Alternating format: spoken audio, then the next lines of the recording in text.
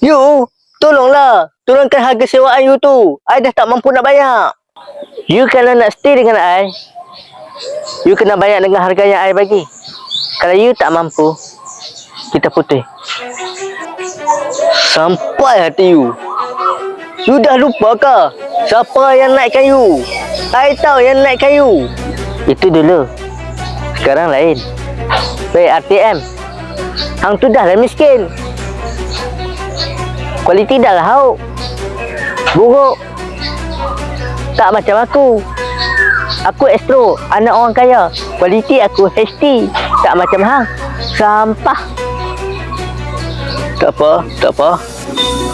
Hari ni you boleh hina I. You kena ingat, I lagi tua daripada you. I beranak zaman Piramli. You tu beranak-beranak zaman dah moden. Zaman Amy Mastura. Ada I kisah. Enjoy dengan Ultra Box tu, anak-anak I. You jangan berani nak ambil daripada I. Dah, berambut.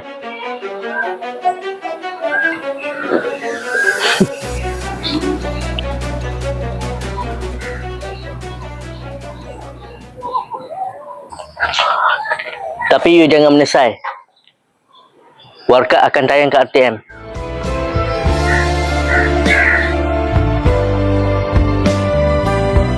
Tamatlah sudah hubungan aku dengan Astro.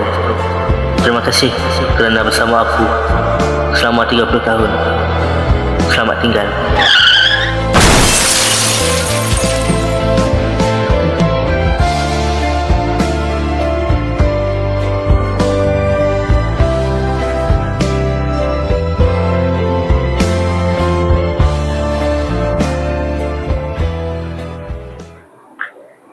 Hello, Netflix. You ada kat mana tu? Saya ada kat rumah. Tengah lepak dekat balkoni. I nak main rumah you boleh? Boleh? Mainlah. Rumah ni sentiasa buka untuk you. I on the way.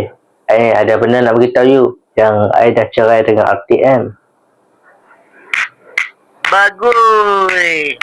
You buat keputusan yang bijak.